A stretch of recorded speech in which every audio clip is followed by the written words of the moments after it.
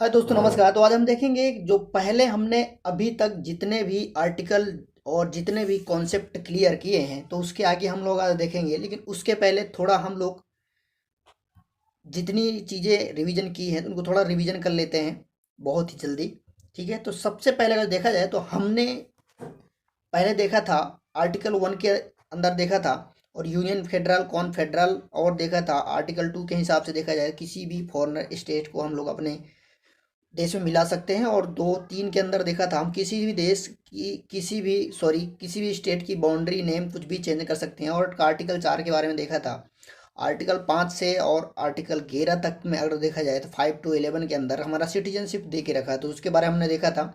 Article 5 के अंदर देखा जाए बर्थ के हिसाब से पेरेंट के हिसाब से 5 साल अगर पहले कोई भी आज़ाद जब देश हुआ था तो उसके हिसाब से अगर जो कोई भी देखा तो उसको सिटीजनशिप मिल जाती है। अब आर्टिकल 6 के अंदर देखा था हमने कि जो पाकिस्तान से में अगर जो कोई भी आता है पाकिस्तान से तो उसको मिल जाती है, सिटीजनशिप मिल जाता है इंडिया में। लेकिन उस कंडीशन है कि इस डेट से अगर जो कुछ कारणों से आएगा उस डेट से पहले तो वहाँ पे मिल जाएगी अगर देखा जाए। फिर साथ में देखा जाए 7 आर्टिकल में दिया था कि इंडियन का पर्सन अगर जो कोई भी पाकिस्तान में जाता है और फिर वापस आता है तो उसको सिटीजनशिप मिल जाएगी। और 8 के अंदर देखा था तो उसकी अगर जो फॉरेन में भी कोई भी व्यक्ति रहता है इंडिया का तो उसकी सिटीजनशिप बनी रहेगी जब तक वो वहाँ की एक्सेप्ट नहीं करता है। और 9 के अंदर देखा था वो अगर जो दूसरे देश की सिटीजनशिप एक्सेप्ट कर लेगा तो उसकी मतलब सिटीजनशिप खत्म हो जाएगी। ठीक है, और 10 में देखा जाए तो उसमें देखा था कि अगर जब तक देश विरोधी काम नहीं करेगा तो उसकी तब तक सिटीजनशिप नहीं खत्म होगी। अब देखते हैं हम लोग 11 में क्या दिए के रखा है। तो सबसे पहले देखा जाए तो आप हम देखते हैं पार्ट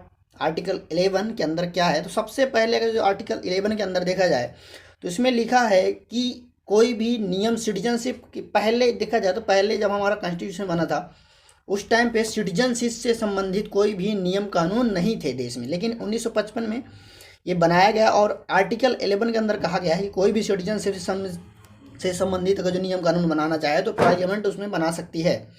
और इसको देखा जाए तो इसके अंडर यानी होम मिनिस्टर के अंदर ये सिटीजनशिप का काम होता है, वो देखती है। तो सबसे पहले जब नियम बनाया गया था तो 1955 में यानी 1955 में सिटीजनशिप का कानून बनाया गया था। और सबसे पहला अमेंडमेंट देखा जाए, पहले देखा जाए तो नॉर्मल तरीके से इसे बनाया गया था, लेकिन इसमें जो सबसे पहला अमेंडमेंट यानी कॉन्स्टिट्यूशन अमेंडमेंट हुआ तो 1986 में हुआ था।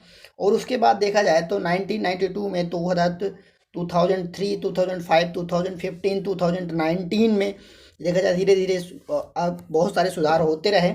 और अब इस टाइम पे देखा जाए तो हम लोग 5 टाइप से सिटीजनशिप अगर जो कोई भी लेना चाहे तो मिल सकती है। सबसे पहले तो बर्थ के हिसाब से पता ही है, अगर जो यहाँ पे जन्म होगा तो उसका मिल जाएगा। ये देखा जाए बिल्कुल। फिर देखा जाए वंश के हिसाब से यानी डेसेंट के हिसाब से देखा जाए तो इसको मिल जाती है वंश के हिसाब से। फिर रजिस्ट्रेशन के हिसाब से मिल जाती है यानी पंजीकरण के हिसाब से। फिर देशीकरण यानी नेचुरलाइजेशन के कारण। अब इनको हम समझते हैं बर्थ तो आपको पता ही है। जैसे वंश कोई भी अगर जो हमारे माँ बाप कोई भी पेरेंट्स हमारे यहाँ पे देश में रहते हैं तो उनके हिसाब से हमको सिटीजनशिप मिल जाती है। ठीक है, जन्म के हिसाब से देखा जाए तो पहले क्या था होता था कि दूसरे देश से मतलब पाकिस्तानी को कोई भी आता था वहाँ प्रेग्नेंट लेडी आती थी यहाँ पे मतलब अपने देश में होता था उसका जन्म, तो उसके बाद में उसे सिटीजनशिप देनी पड़ती थी। इसलिए उसको सिस्टम में चेंज किया क्योंकि बहुत सारे आते थे घूमने और कहीं भी ऐसे वहाँ से मतलब कोई भी प्रेग्नेंट लेडी यहाँ आने के बाद इंडिया में उसको जन्म देती थी बच्चे को तो उसको सिटीजनशिप देनी पड़ती थी क्योंकि यहाँ पे लिखा था। लेकिन इसके बाद जो चेंज किया गया 1986 में, इसमें चेंज किया गया कि उसके माता का उसका बहुत ही एक चीज़ का मतलब एक पेरेंट का वहाँ पे यहाँ का सिटीजन होना ही ज़रूरी है। लेकिन उसके बाद उसमें भी देखा जाए बहुत सारी चीज़ें अनवैलिड होने लगी, तो मतलब बहुत सारी प्रॉब्लम होने लगी। फिर उसमें दोनों का मतलब माँ बाप का दोनों पेरेंट्स का देखा जाए तो सिटीजन होना इंडिया का ज़रूरी हो गया था इसमें। तो इसमें सुधार किए गए धीरे धीरे। अब देखा जाए तो इस टाइम पे अब देखा जाए तो वंश के हिसाब से, तो वंश के हिसाब से पता ही है कि देश में इस टाइम पे सभी को वंश के हिसाब से हमको मिला है। ठीक है, हमारे माँ बाप भी हम लोग हमारा जो बर्थ हुआ है यहीं पे सबको पता है। तो ये आपका बर्थ के हिसाब से भी वंश के हिसाब से हमको सिटीजनशिप मिलती है। 1992 में किया गया था। अब यहाँ पे देखा जाए तो इसमें भी बोला जाता है कि पिता होना चाहिए इंडिया का। ठीक है, अब देखा जाए तो कैटरीना कैफ के देखा जाए तो कैटरीना के बेटा है तो वो इस टाइम पे यहाँ पे है तो उसको भी सिटीजनशिप मिली है। लेकिन इसमें बहुत सारी चीज़ें हो गई थी, इसमें लिए धीरे धीरे सुधार किया जा सकता है, लेकिन किया जा रहा है। ठीक है, अब देखते हैं पंजीकरण यानी रजिस्ट्रेशन के हिसाब से। रजिस्ट्रेशन के हिसाब से मान लो बहुत सारे लोग ऐसे हैं, जैसे मान लीजिए आपने सानिया मिर्जा का नाम सुना होगा, तो उन्होंने पाकिस्तान में शादी कर ली थी। अब क्या लगता है उनके लड़के को यहाँ पे मिलेगा, मतलब सिटीजनशिप उसके लड़के को मिलेगी नहीं मिलेगी, ये सरकार के ऊपर होती है।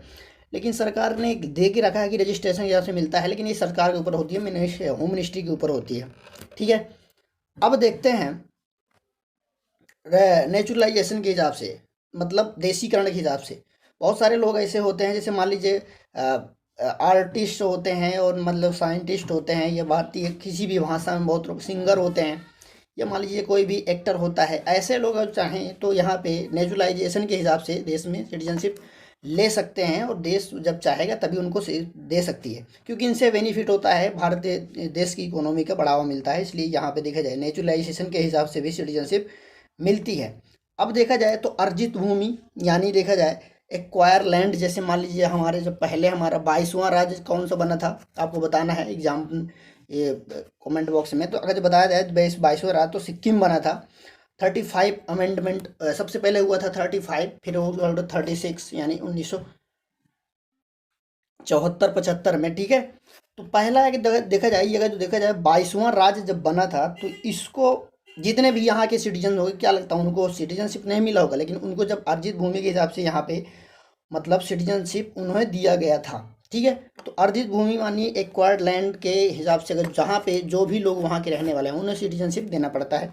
तो ये 5 मतलब 5 प्रकार से सिटीजनशिप होती है। तो अब अगर जो कोई पूछे कि सिटीजनशिप हमारे देश में किस प्रकार की है, तो सिटीजनशिप हमारे देश में जो है तो 5 प्रकार से है, लेकिन हमारे देश की जो सिटीजनशिप है सिंगल है, यानी एक हरी। ठीक है, ये देखा जाए ब्रिटेन से लिए गए हैं, 85% बोलते हैं ब्रिटेन से लिए गया है। बाकी जो कंडीशन जैसे हुआ है वैसे हम लोगों ने 15% बनाई है, यानी 85% ब्रिटेन से ली गई है सिटीजनशिप के हिसाब से, और बाकी 15% हमने नियम बनाए हैं। तो पहला जो हुआ था, जो सिटीजनशिप का नियम बनाया गया था, तो 1955 में बनाया गया था, और सबसे पहला अमेंडमेंट हुआ था 86 में, यानी 1986 में, और धीरे धीरे इसके बाद में 1992, 2003, आपको पता है 2005 में भी हुआ था, 2015 में, 2019 में भी हुआ था। ठीक है, और ये मिनिस्ट्री जो होम मिनिस्ट्री के अंदर रहता है।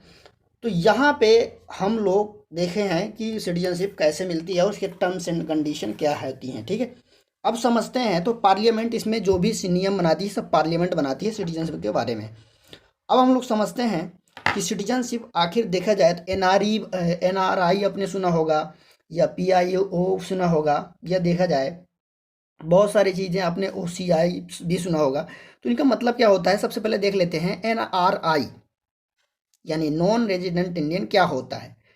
अब देखा जाए तो नॉन रेजिडेंट इंडियन लोग होते हैं, ऐसे लोग होते हैं, बहुत सारे लोग आपने देखा होगा घूमने जाते हैं, ठीक है, विदेश में, लेकिन अगर जो उन्होंने 6 महीने से ज़्यादा वहाँ रहना चाहा तो उनको हम लोग NRI बोल देंगे।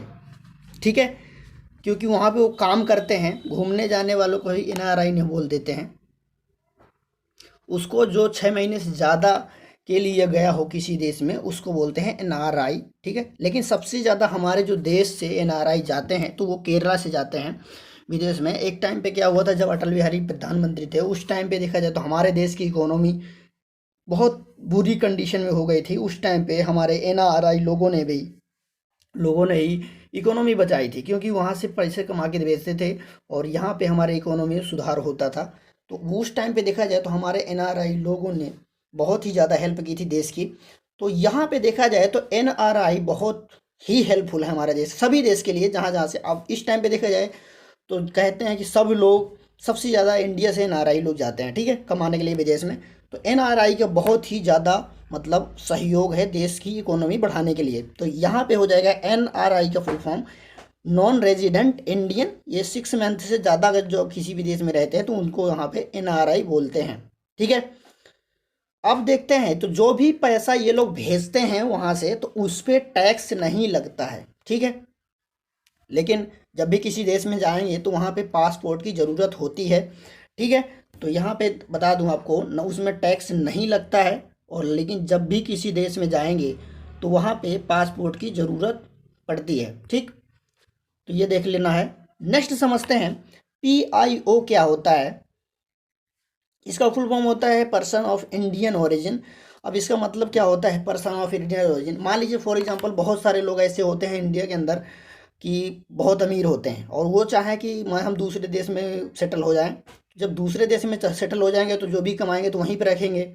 लेकिन पर्सन ऑफ इंडियन ओरिजिन वो होते हैं, अगर मान लीजिए उनको चाहे तो जब आप विदेश से हमारे देश में कोई घूमने लोग आते हैं तो वहाँ पे इंडिया को बहुत सारे बेनिफिट होते हैं, क्योंकि वो यहाँ पे आएंगे, खर्च करेंगे, घूमेंगे, टहलेंगे, सब चीज़ें करेंगे, तो उनको बहुत मतलब देश को इकोनॉमी में बढ़ावा मिलता है। तो पर्सन ऑफ इंडियन ओरिजिन मतलब जो पहले देश हमारे देश के अंदर रहते थे और वो विदेश में सेटल हो गए, लेकिन जब अगर जो उनको पर्सन ऑफ इंडियन ओरिजिन के हिसाब से अगर जो हम वो घूमने यहाँ पे आएंगे, देश उनको बुलाएगा, तो उनके लिए देखा जाए तो वीज़ा की ज़रूरत नहीं पड़ती है। दूसरे देश में सेटल हो गए, जब भी यहाँ घूमने आएंगे तो खर्च करेंगे और उनको याद भी आएगी हमारा देश है।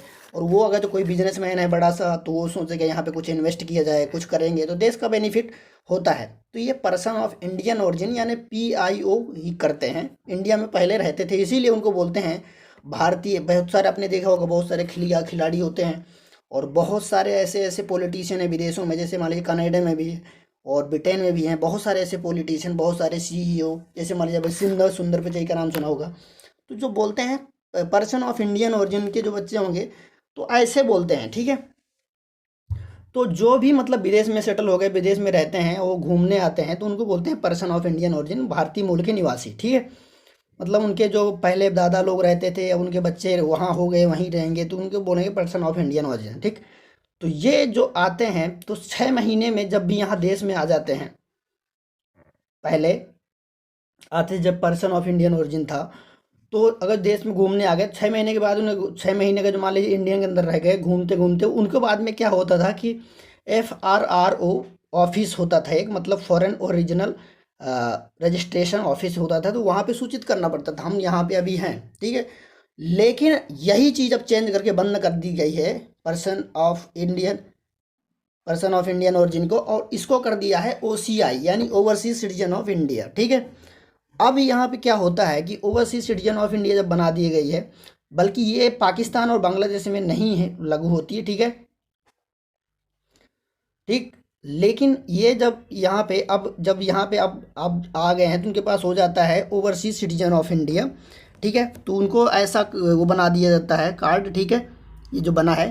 ठीक, तो यहाँ पे जब आ जाते हैं तो उनको फिर फॉरेन रीजनल रजिस्ट्रेशन ऑफिस में नहीं जाना पड़ता है, और वो आने के बाद यहाँ पे घूमते हैं, टहलते हैं जब भी आते हैं, और उनको हर चीज़, क्योंकि यहाँ पैदा हुए हैं तो उनको वो यहाँ पे हर चीज़ें पता होती हैं। ठीक है, तो उनको एक facility, special facility government provide कराती है, उनको बोलते हैं person of overseas citizen of India. ठीक, अब समझते हैं कि हम लोग, देखा जाए आपने देखा होगा कि FRRO, ठीक है, यानी फॉरेन रीजनल रजिस्ट्रेशन ऑफिस। ठीक है, अब समझते हैं ये क्या होता है।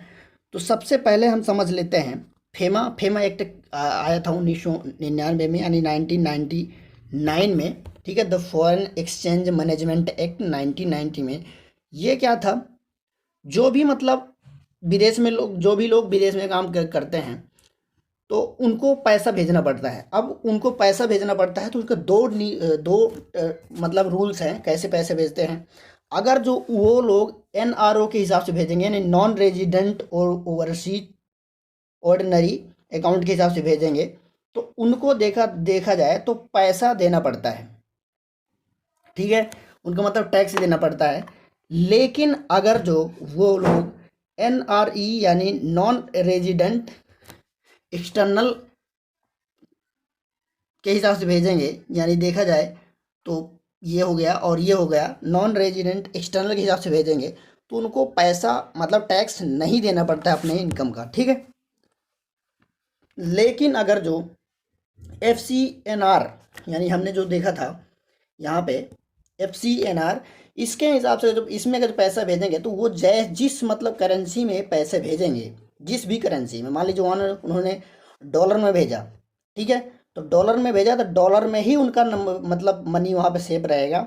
और जिस भी मतलब मान लीजिए किसी दूसरे मतलब दिनार में किसी भी मतलब करेंसी में भेजा तो उनका उस अकाउंट में वही उसी मतलब सेम रूप में मतलब सेव रहेगा उसमें। और अगर जब भी वो निकालना चाहें तो उसमें स्विस कोड लगता है। जैसे आपने देखा होगा कि हमारे यहाँ पे IFSC कोड लगता है, जो कभी भी ट्रांसफ़र करो किसी भी बैंक में तो हमारे यहाँ पे IFSC कोड लगता है। लेकिन अगर विदेश में जब कोई आप लोग ट्रांसफ़र करोगे तो वहाँ पे स्विस कोड लगता है, ठीक है।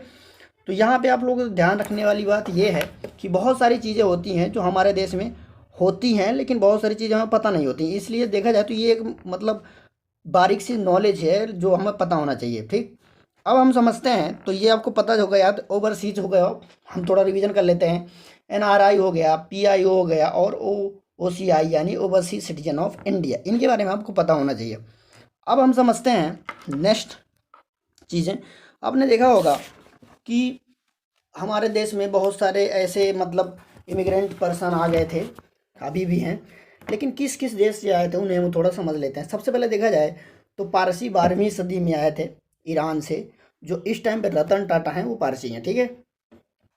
अब ये क्यों आए भाई, बहुत सारे ऐसे दोस्त अब ऐसे ऐसे देश हैं जो मतलब बहुत ज़्यादा अत्याचार करते हैं लोगों पे। वो कुछ तो समझ लीजिए रिलीजन के हिसाब से देखते हैं, जैसे मान लीजिए मुस्लिम में देख लीजिए जाए सिया सुन्नी के हिसाब से, तो सियाओं के प्रबल के कारण कि जो रतन टाटा वहाँ से ईरान से यहाँ पे आ गए थे, अब तब से यहाँ पे देखा जाए तो वही यहीं पे हैं, ठीक है।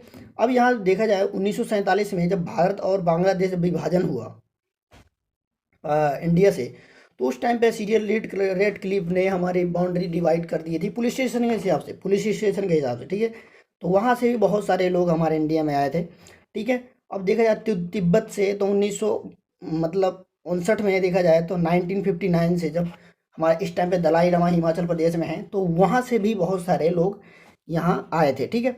अब बांग्लादेश से 1971 में आपको पता ही है, जब स्टेट इस टाइम पे जो है आपकी प्रधानमंत्री है हसीना, ठीक है, बांग्लादेश की, तो वहाँ से भी देखा जाए तो इस टाइम पे अलग अलग तरीके से लोग बांग्लादेश से आते रहते हैं, ठीक है। इस टाइम इसी कारण अभी बहुत सारे पहले बहुत दिन आपने पहले देखा होगा कि असम अकॉर्ड हुआ था और असम अकॉर्ड हुआ था, असम मूवमेंट हुआ था, तो ये सब होते हुए थे और सिटीजनशिप की मांग भी हो रही लगी थी असम में। तो ये बहुत सारे यही रीज़न है, क्योंकि वहाँ से अब मान लीजिए फॉर एग्जांपल आपने बहुत सारे ऐसी चीज़ देखी होगी कि हमारे यहाँ पे लिमिटेड कोई भी मान लीजिए हमारे पास जॉब लिमिटेड है और वहाँ पे लोग अनलिमिटेड पहुँच जाएंगे, तो अनलिमिटेड लोगों को थोड़ी ना पहुँचाई दे सकती है, जॉब दी सकती है, क्योंकि अगर जो ज़्यादा लोग हो गए तो जॉब कम पड़ जाएगी, कम पड़ जाएगी तो वहाँ पे गरीबी हो जाएगी, वहाँ पे गरीबी हो जाएगी तो लोगों को फिर इधर उधर मारने पीटने लगेंगे, चोरी डकैती सब कुछ बढ़ने लगेगा।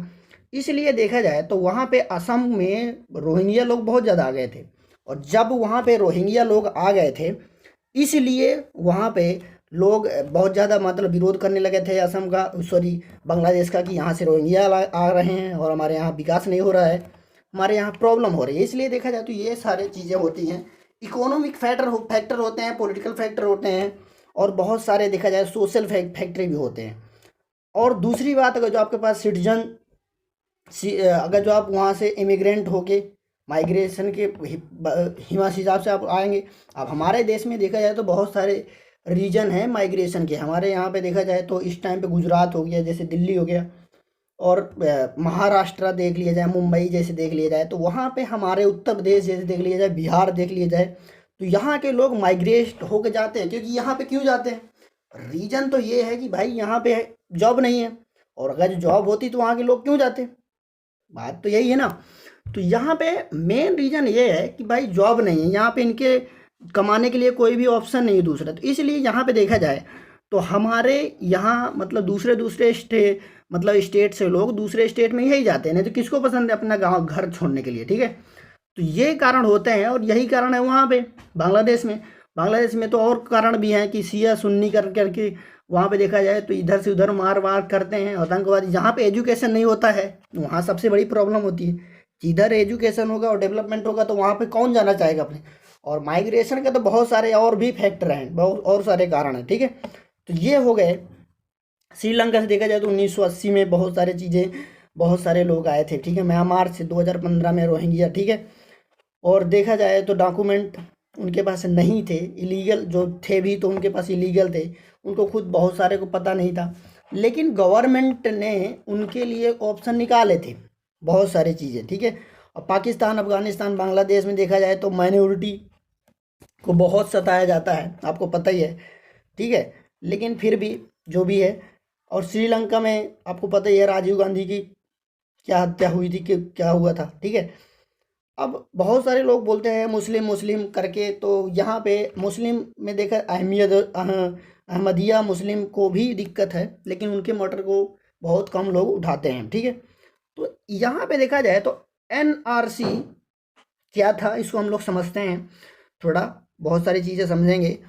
क्योंकि देखा जाए सबसे पहले जो देखा जाए बांग्लादेश से जो लोग आए थे असम और अरुणाचल प्रदेश में और कुछ और भी स्टेट्स में, क्योंकि हमारा जो देश है तो वो ईस्ट में देखा जाए तो ईस्टर्न स्टेट जैसे देख लिया जाए बांग्लादेश, अरुणाचल प्रदेश, अरुणाचल प्रदेश, असम, मिजोरम और मणिपुर, ये देख लिया जाए, नागालैंड, ये सब हमारे ईस्टर्न स्टेट हैं। तो इनमें ये लोग जो हैं रोहिंग्या भाग भाग के बांग्लादेश से जाते थे, तो इनकी जब संख्या ज़्यादा हो गई तो प्रॉब्लम तो होगी। और प्रॉब्लम होने के कारण ये है कि सबसे पहले 1979 में असम मूवमेंट चालू हो गया, और जो चालू किया था तो ये स्टूडेंट्स ने चालू किया था। फिर इसके बाद असम अकॉर्ड हुआ था 1985 में, ठीक है। और इसके बाद जब बांग्लादेश ने बोला था कि अगर आप 24 मार्च यानी 24 मार्च 1971 के अंदर आएंगे देश के अंदर तो वहाँ आपको नागरिकता मिलेगी। लेकिन जो मतलब ज़्यादा हमारे यहाँ पे रोहिंग्या आ गए थे, फिर उन्होंने जब एनआरसी के कारण हुआ था, बहुत सारे विरोध हो रहे थे, तो फिर उन्होंने हमारे सुप्रीम कोर्ट ने 2013 में एक डिसीजन दिया था। डिसीजन ये दिया था हमारे सुप्रीम कोर्ट ने कि अगर जो आपके पास डॉक्यूमेंट हैं, ठीक है, अगर आपके पास डॉक्यूमेंट हैं तो आप 120 दिन के अंदर सुप्रीम कोर्ट में अपनी मतलब कंप्लेन दायर करा सकते हैं, ठीक है। आपको बता सकते हैं, अपील कर सकते हैं कि हम यहाँ के निवासी हैं, आपको डॉक्यूमेंट देना पड़ेगा। अब डॉक्यूमेंट में कुछ डॉक्यूमेंट आपके पास तो होंगे ही, उसमें 2 लिस्ट जारी की गई थी। अब इसको मैंने एक लिस्ट लगाई है यहाँ पे, तो आपको देखना चाहिए, पढ़ना चाहिए। अब यहाँ पे पहली लिस्ट में जो देखा था, इसमें बोला गया था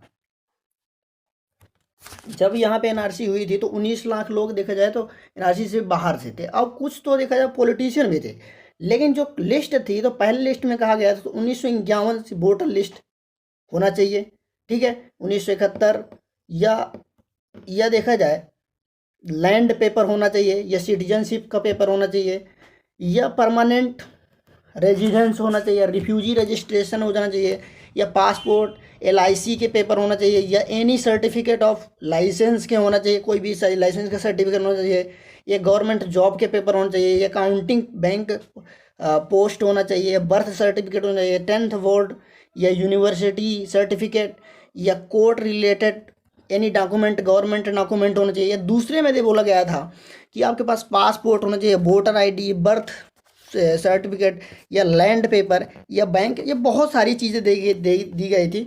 तो आपको इनको पढ़ना चाहिए एक बार, ताकि आपको समझ में आए डिटेल से, ठीक है।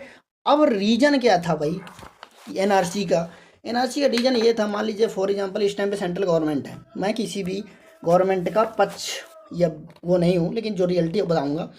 सबसे पहले देखा जाए तो ये भाई हमारे देश इस टाइम पे सेंट्रल में कौन है, आपको पता है बीजेपी है, और बीजेपी में जो प्रधानमंत्री हैं तो मोदी जी हैं, ठीक है। तो मोदी जी ने लिखित में शेख हसीना को बोला था कि ये जो मैटर है, ठीक है, तो ये हमारा पर्सनल है, ठीक है, एनआरसी से संबंधित, ठीक है, तो ये हम आपको परेशान नहीं करेंगे, ठीक है। तो ये मतलब हमारा पर्सनल मैटर है, ठीक है। तो ये हम आपको वापस मतलब जितने भी रोहिंग्या होंगे हम वापस नहीं भेजेंगे, तो ये मोदी जी ने लिखित में बोला था। लेकिन स्टूडेंट्स जो थे वो विरोधी हो गए, ठीक है, नेताओं के, क्योंकि बहुत लोग तो नाम नहीं आया था, ठीक है, क्योंकि बहुत लोगों का देखा जाए बहुत लोगों का नाम नहीं आया था, इसलिए विरोधी हो गए। लेकिन अब देखा जाए तो यहाँ पे बोलते हैं कि भाई अब तो हम लोग बिल्डिंग बनाएंगे वहाँ पे डिटेंशन सेंटर, और डिटेंशन सेंटर में लोगों को रखेंगे। अब आपको पता होना चाहिए कितना खर्च आता है डिटेंशन सेंटर बनाने में। अगर जो देखा जाए तो मतलब सेंट्रल गवर्नमेंट ने 46 करोड़ में, ठीक है। अब देखा जाए 7 लाख मतलब लोग के हिसाब से 3 लाख मतलब बढ़ेगा। अभी 7 लाख पहले अभी अभी तक मतलब देखा जाए तो लोग आ गए हैं बाहर, अभी 3 लाख और बढ़ेगा पूरे देश में। अभी क्योंकि सिर्फ असम में हुआ है, अभी सिर्फ असम में हुआ है एनआरसी का वो। अब अगर जो देखा जाए आगे चल के, तभी कह रहे हैं पूरे देश में, क्योंकि असम वहाँ पे पास पड़ता है बांग्लादेश के, इसलिए 7 लाख बढ़े हैं। अगर जो पूरे देश का अगर जब एनआरसी होगा तो वहाँ पे क्या लगता है बढ़ेगा नहीं, लेकिन कम से कम कह रहे हैं 3 लाख बढ़ेगा, तो 3 लाख 10 लाख हो गए। ठीक। अब इसमें देखा जाए तो सिर्फ मतलब एनआरसी के खर्च बोल रहे हैं तो 1200 करोड़ रुपए आया है। ठीक है, असम में सिर्फ 1200 करोड़। अब पूरे देश में होगा जब एनआरसी, तो क्या लगता है उसमें खर्च नहीं आएगा। अब उसमें खर्च आएगा मान लीजिए 10, कम से कम मान लो 10 लाख रुपए प्लस 25। अब एक समझ लो 10 लाख रुपया है, 10 लाख आदमी है मान लीजिए पूरे रोहिंग्या, 10 लाख, क्योंकि 7 ये हो गया आपका, और 7 मान लीजिए आपका 7 ये हो गया, और 7 प्लस 3 ये बराबर 10 हो गया। ठीक। और 10 में मान लीजिए 10 10 गुणे 10 लाख लोग हो गए, 10 में 25, कम से 25 रुपये तो आप मतलब 25 रुपये से कम तो दे नहीं सकते किसी को खाने के, क्योंकि 25 रुपये तो डेली के आपको देना ही पड़ेगा। ठीक है। अब 25 रुपये के हिसाब से आप देख लीजिए कितना खर्चा आता है, तो मतलब 2.5 करोड़ डेली आता है। अब 2.5 करोड़ क्या आसान बात है। तो ये मतलब देखा जाए तो एक प्रकार से ये देश की इकोनॉमी का घाटा ही घाटा है। तो कहीं ना कहीं देखा जाए तो गवर्नमेंट को दूसरे ऑप्शन भी देखने चाहिए, क्योंकि बांग्लादेश में देखा जाए तो उन्होंने दूसरा ऑप्शन देखा था, और गवर्नमेंट के पास तो बहुत सारे ऑप्शन होते हैं। ये डिटेंशन सेंटर का मतलब रखने का मतलब एक प्रकार से देखा जाए तो बहुत सारी चीज़ें खुद के मोड़ ले लेना। तो बहुत सारी चीज़ें हैं जो सोचना चाहिए। जैसे मान लीजिए बांग्लादेश ने क्या किया था पहले, तो एक जब इनके पास रोहिंग्या ज़्यादा हो गए थे तो इन्होंने एक आइलैंड दे दिया था, तो वहीं पे मछली वछली मार के वो खाते रहते हैं। क्योंकि अगर जो हम रखेंगे तो उनको बैठ के खिलाना पड़ेगा, बैठ के खिलाना पड़ेगा। तो इसका भी नियम है कि 25 रुपये से कम आप नहीं दे सकते हैं, क्योंकि उनके हेल्थ की प्रोटीन विटामिन सब कुछ होना चाहिए उस खाने में। तो 25 रुपये से कम ऐसा कौन सा खाना है कि मतलब 25 रुपये से कम में आता है। तो ये चीज़ें भी देखनी चाहिए।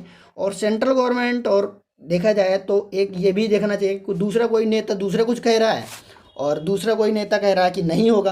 अब देख लिया जाता है, अहमद जी ने हमारे बोला था कि एनआरसी नहीं होगा, सॉरी एनआरसी होगा, लेकिन मोदी जी ने बोला था एनआरसी नहीं होगा।